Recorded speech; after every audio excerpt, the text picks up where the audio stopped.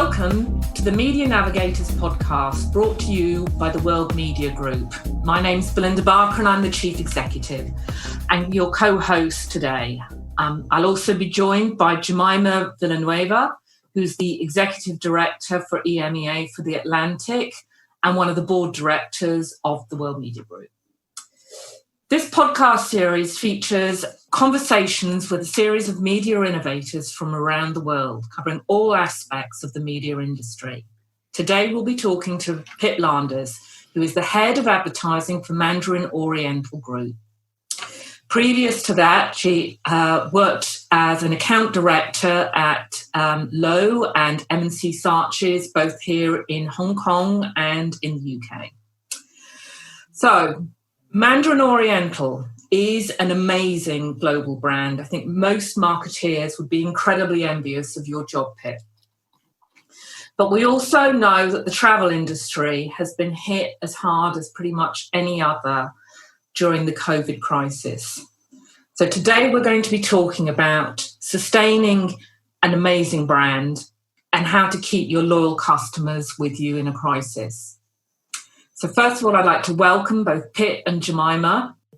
Hi, thank you. It's great to be here. Thanks. Hi, Pip. Hi, Belinda. Nice to see you both. And now I'd like to hand over to Jemima, who's going to kick off this conversation. Thank you very much, Belinda.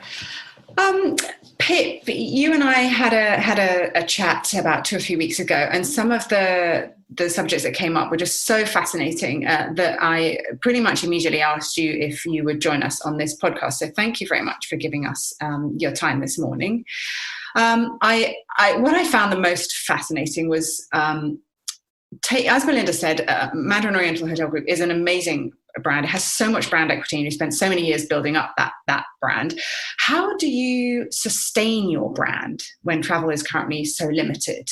And have you called upon your network of fans? And for anyone who doesn't know, Madarin Oriental have a network of well-known celebrity guests who they call on for their advertising campaigns. Have your fans contributed to this effort at all? Yeah, thank you. I mean, this campaign has been running for 22 years now. And aside from the media channels in which we advertise, the campaign is very much the same as the day it was launched, which has been a great asset for us. But obviously this year we have no advertising spend. The advertising budget is directly related to the hotel revenues. And whilst there's not much revenue coming in from the hotels, it means that the advertising budget is also on hold. So, we know the importance of keeping our brand top mind. We know that a lot of people talk to ultra high net worth individuals. And so it's important that we keep communicating to those guests and potential guests. So we've had to rethink things and we feel that the thought behind the campaign is still relevant. However, the channels in which we communicate will have to change and have changed. So, we have got a huge asset with the fan campaign, and we really feel it's time to exploit that to make sure that we find. So, in that frame of mind, we've looked at the customers and how they're feeling, and we have segmented the campaign really, or the overall marketing communications, I should say, into 3 different time phases. The first is the start of lockdown, isolation, and that is very much about reassurance and entertainment. And we approached our fans and asked them what they were up to in lockdown. And we had some brilliant answers. And, some of them are recommending books that they've been doing, poetry, what they're doing with themselves and their families. Different fans offered different insights and also content. So, for example, Darcy Bussell recorded a dance class for us, which we put out in social media. Not so much directly related with the campaign, our chefs who are all on furlough around the world all created videos, recipe videos, how to make this at home with at-home ingredients, not chefy stuff. And we put that out on social media. And we also not only put it on our own social media channels, but we ask our fans to repost not only their own content, but content from other fans. And they do see themselves a bit as a fan club, and, they do know each other in this context. So, for example, if we get Karen Mock, who has 50 million plus social media followers, if she can repost something that we're posting, that's a huge external audience for us to tap into. Mm-hmm. We have 3 types of fans. I'm sure most people will be very familiar with the celebrities. So Rami Malek, Helen Mirren, Dev Patel, Liam Neeson, etc. They're the ones that we generally use in the main campaign. Mm-hmm. But in order to expand the appeal of the campaign, we've introduced 2 other strands. One is social media strands, social fans. Those tend to be younger, certainly from a more diverse professional background, and also from different geographies to sort of expand the appeal of the campaign. They are mainly selected for their huge social media followings. And then thirdly, hotel fans who are really ambassadors of a local property. They get invited in for chef's evenings, for refurbishments, for new spa products, etc. And they will post and blog on behalf of an individual hotel. Mm-hmm. So, we are using the fans as far as we possibly can in all phases of the campaign. Mm-hmm. But the first phase, as I said, was very much about isolation, reassurance, and entertainment. The second phase has been about staycation. As domestic travel begins to emerge, we have a very clear staycation packages message, but underlined very, very clearly with "we care." And that's really key. We are known for our service. We're known for our attention to detail. And so it's very, very important that people are reassured that if they're going to come into a hotel, that their needs are going to be met. So on that basis, every single guest is sent a questionnaire of how they would like to be treated when they arrive at a hotel. And the second area is a very flexible cancellation policy. There's a lot of nervousness about people booking a holiday or a business trip or even a short, long weekend. And you don't want to be committed to something if the travel corridors are going to shut down. So we have a very, very flexible cancellation policy, which takes away one of the negatives to booking something. So, the fans play a role. We have been inviting them in for staycation and, in fact, daycation, and asking them to post. So if it's safe for them to be there and they can demonstrate the we care aspects of our policy, then they can send that out to their fans, their followers, and hopefully encourage others to do the same. Wow. So it sounds like you've been extremely busy. Yeah, it's been for me, when running a traditional brand campaign and then moving over to this level of detail, it's required quite a lot of thought. And there's me naively thinking that if you didn't have advertising budgets, it might have been a quieter period, but clearly not. Absolutely not. I think I've been busier, certainly in the first few months, than I've ever been, because rethinking and getting the agencies to rethink and take on the challenges, not just which fans should we have next, but what can these fans really do? What do our customers need? How are we going to address our customers' nervousness? How are we going to create the third stage? How are we going to entice people to start dreaming of traveling again? Everything's been about don't do this and don't do that. It's very negative. But in the overall scheme of things, we really want people to be thinking about the future of arriving at one of our wonderful destinations again and really enjoying themselves, without the nervousness of will it be okay? Will it be okay? What if I can't travel? What if what if the hotel's not up to scratch, etc. So the third phase is very much about dreaming and inspiration. And again, we've engaged with our wonderful fans to ask them to travel to some of our destinations. And we have about 8 fans lined up to go into our hotels and experience a wonderful time. We're working with tourism authorities directly. That's not something we've done from the advertising perspective before. And with airlines to help fund, flights and the itinerary, because, no ad spend also means no ad budget for other things. It's not just related to lack of media spend. It's related to a lack of anything spend. by and large, have you found the fans, because this is probably outside the normal sort of scope of relationship that you've had with them before, or things that you've asked of them before, have they been sort of willing to produce this kind of work with you and to cooperate in this way? Yeah, I mean, we do have a good relationship. I don't know if you know, but we don't pay any of our fans to be in the campaign. Okay. They do it because they are genuine fans of the brand. We do give them sweet nights in our hotels, and we do give a charity donation on their behalf, but we don't pay them, which means it's a very different relationship. And, you know, they do, you know, that if you want them to come for a holiday at one of our destinations, if they can, they're happy to do it, and they're happy to bring their families.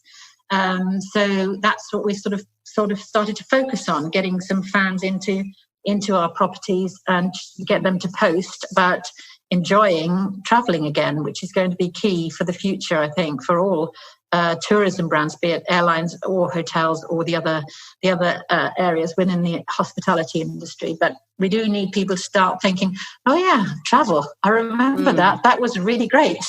Yeah. And we need them to start doing it again. Will you retain elements of this where, you know, when the budgets come back, and hopefully at some point they will, are there elements of how you've changed the way you've been working with fans that you plan to retain and to keep going with? Yeah, I think a lot, actually. You know, each year in the overall planning for our campaign for each year, we have relied less on traditional media and more on digital platforms. And those change very regularly. It's not just, print media versus digital media. It's print versus digital media versus the other things that we do within digital media. So social media, etc.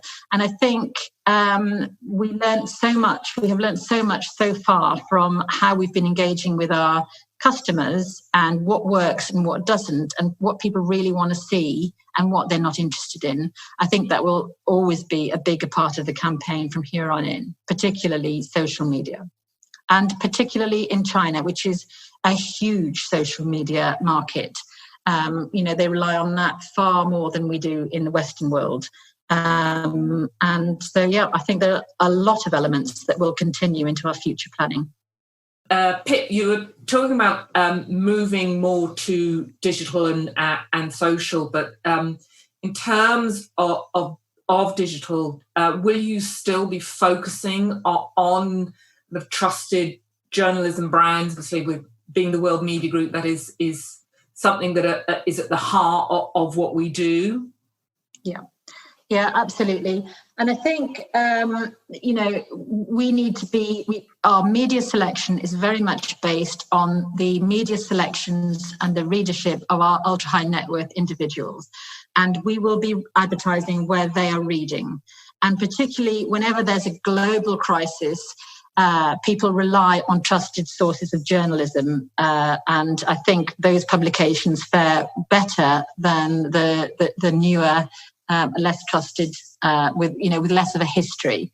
So we will be advertising where people are reading. So definitely the big global titles are very much front of mind, albeit maybe they're digital editions rather than their print editions, more so. I hope that print will always be part of our campaign. There is nothing like seeing one of our ads on a big glossy page with beautiful editorial on the facing page.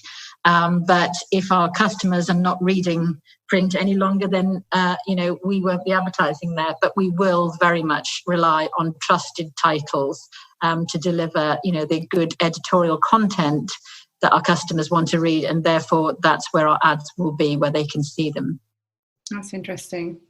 And Pip, sort of moving away slightly from the sort of communications side of the business, I'd love to sort of take a peek behind, sort of on property, and understand some of the logistical challenges that you've faced in your properties. Are there things that you reckon that somebody who doesn't work in the hospitality industry would have no idea about? And I ask that question because, with things like sort of restaurants, we can just about about, imagine it's, perspex screens, visors, hygiene and all that, but actually residing on property must be a whole different level of considerations.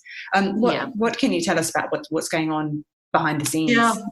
I mean, in any hotel, there is a set of standards for every department by which all the staff run the place and give everybody a great customer experience. And without question, every single one of those standards has been looked at, and most of them revised to deal with the situation as it currently is. So, for example, I mentioned before, we send out a guest questionnaire which deals with how the customer wants us to deal with them. So we put the control really into the hands of the guest.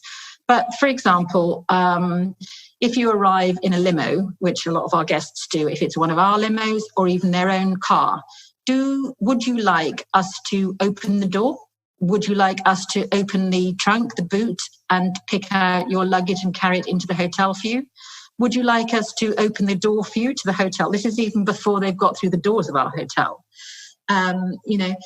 Would you like anyone to be in your room, or would you like to check in online from an iPad in the car? Every single aspect. If you order room service, would you like the cart left outside, or would you like someone to come into your room? How often would you like your sheets and your linens changed? Even outside of the traditional experience, we can't run buffets anymore. That's not acceptable. And we have a large meeting room business that's had to be completely reconfigured, smaller rooms, more isolation. The water bottles, normally we'd be in servicing that room every half an hour to make sure that the water bottles are full, etc. But none of that can happen anymore. So that must imply a cost, I guess. Yeah, that's a huge cost.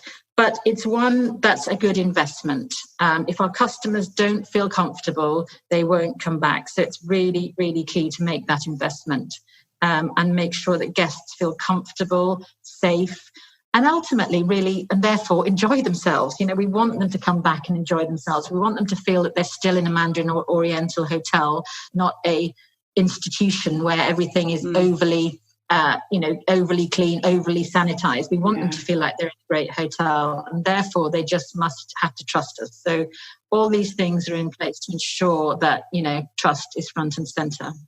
And one of the challenges at the moment is that there's such a breadth of interpretation of what's safe, what's not, what's an appropriate risk to take, what isn't. So I guess the only way you can cover off on all of that is by sending out these detailed questionnaires. I mean, all of us know from questions with friends and family, there are things that I do that somebody next to me would judge as perhaps reckless, or vice versa. Yeah. And it varies region by region as well. Obviously, Asia's starting to come out of this. I know that they have had to go back into lockdown a couple of times, but Asia are further ahead, moving more towards normality. EMEA, all our hotels are open in Asia now. In EMEA, we're getting open. They'll mostly be open in the next month. But North America, it's a very, very different situation. They are still dealing with what we were dealing with in what we in the EMEA region were dealing with a couple of months ago. They're still very much dealing with now. So again, not only individual guests, but region by region, we see different trends emerging. And the Oriental has done a lot in terms of becoming more sustainable as a hotel group. Obviously, COVID has made that incredibly difficult, with so many things needing to be kind of one shot. No one's ever touched it before. How are you, or can you address this? How are you dealing with that? Yeah, that's a big issue. Sustainability has been very much on our agenda for a number of years now.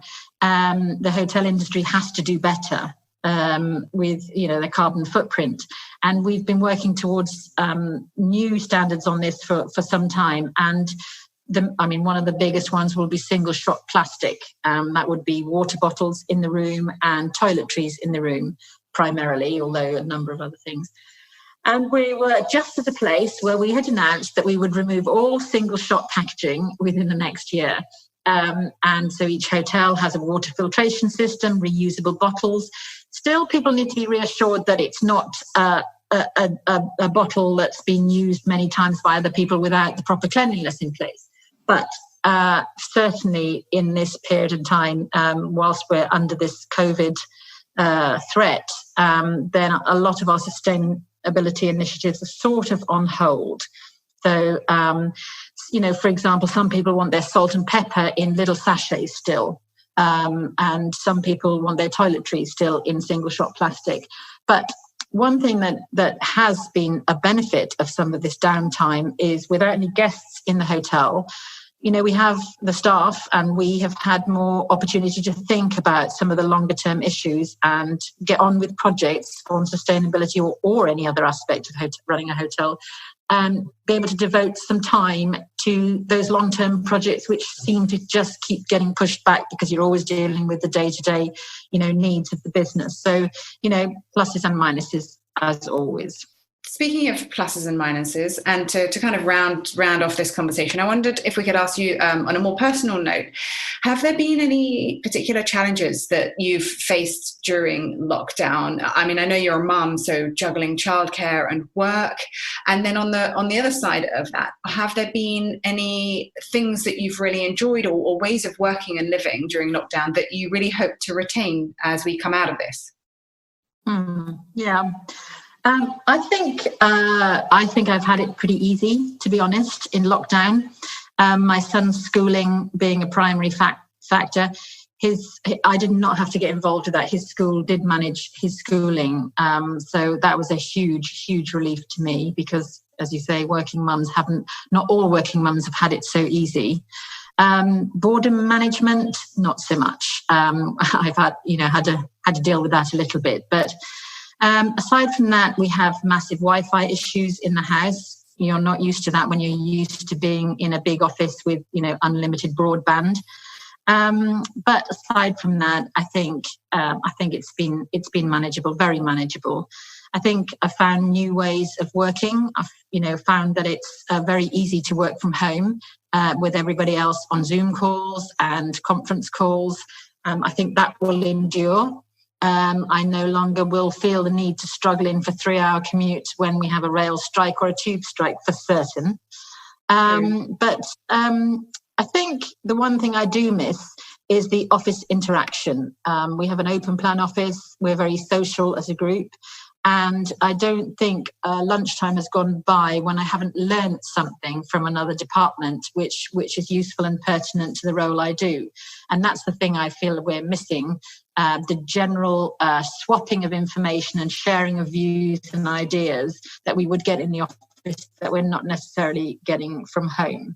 So I think it's been a useful experience for certain. I think we'll retain the best bits. But when we get back into the office, I think, and I don't know when that will be, I will look forward to the interaction with my colleagues certainly from other departments. Yeah, I agree. I agree that not only the camaraderie, but the knowledge sharing is probably what I miss most. I miss the stimulation as well of going into the centre of London and being in a busy, buzzy sort of atmosphere. But thank you so much, Pip. That was super interesting. Really appreciate you taking the time to answer all our questions. Thank you. That's been a pleasure. It's been lovely talking to you.